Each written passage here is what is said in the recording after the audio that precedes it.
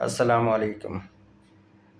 P T I کے لیے ایک کرنٹ اپڈیٹ ہے، وہ یہ ہے کہ عمران خان کے دونوں بچے برطانیہ سے امریکہ پہنچ چکے ہیں، لیکن وہاں پہ ایک نیا مسئلہ کریٹ ہو گیا۔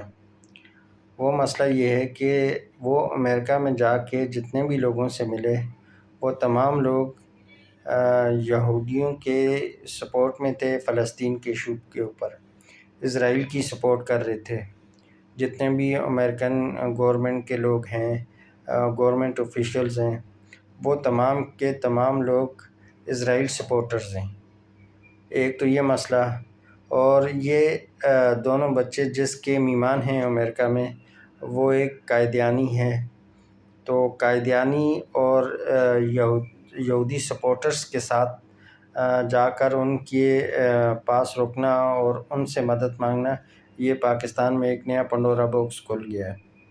دوسرا ایشو یہ ہے کہ وہ وہاں پہ ایک ہوٹل پہ کھانا کھا رہے تھے، تو ان کے سامنے گوشت رکھا ہوا تھا۔ اب وہ گوشت بہت سارے پاکستانی لوگوں نے کہا کہ یہ گوشت خنزیر کا ہے، تو جس پہ پی ٹی آئی کے جو سپورٹر اینکر ہیں کافی سارے، تو انہوں نے کروک پہ جا کر پوچھا کہ آپ اس گوشت کی پکچر کو زوم کر کے دیکھیں کہ یہ گوشت کس چیز کا ہے۔ مطلب وہ جسٹیفائی کر رہے تھے کہ یہ گوشت اونٹ کا ہے، خنزیر کا نہیں ہے۔ تو جب وہ کروک سے پوچھا گیا تو اس نے زوم کر کے ہر صحافی کے اور ہر پی ٹی آئی والے کے سپورٹر کے سوال پہ ایک ہی جواب دیا کہ یہ گوشت خنزیر کا ہی ہے۔